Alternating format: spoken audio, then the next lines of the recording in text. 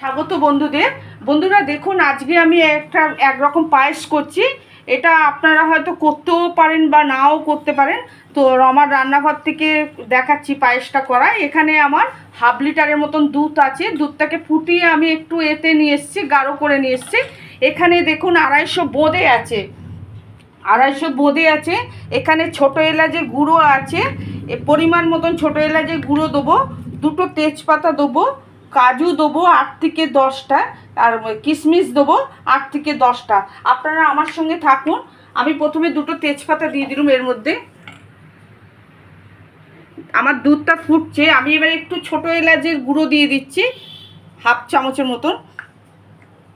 আচ্ছা দেখুন বোঁদেটা আছে, বোঁদেটা আমি যেহেতু মিষ্টির দোকানের বোঁদে, আমি এখানে কিন্তু আর চিনি ইউজ করব না। এখানে আমি এই বোঁদেটাই দেবো।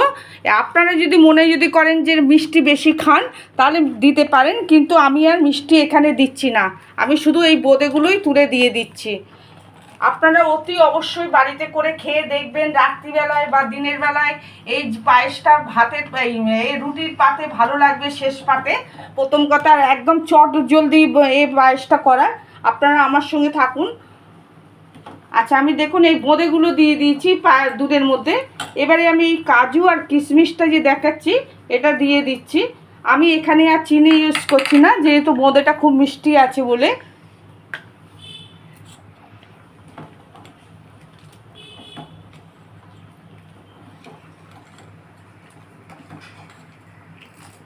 দেখুন বোঁদের পায়েসটা ভালো যদি লাগে আপনারা লাইক দিয়ে কমেন্ট করবেন। আমার রেসিপিটাকে স্কিপ করে বেরিয়ে যাবেন না, প্রথম থেকে শেষ পর্যন্ত থাকবেন। আমাকে বেশি বেশি করে শেয়ার করুন আমার রেসিপিটা, আমার চ্যানেলটাকে সাবস্ক্রাইব করুন বন্ধুরা। আপনারা আমার সঙ্গে থাকার জন্য অসংখ্য ধন্যবাদ।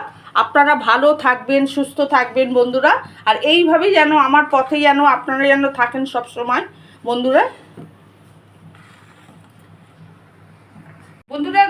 পায়েসটা যদি ভালো লাগে অতি অবশ্যই কমেন্ট করবেন আপনারা। আমার পাশে থাকার জন্য আপনাদেরকে অসংখ্য ধন্যবাদ। নমস্কার বন্ধুরা।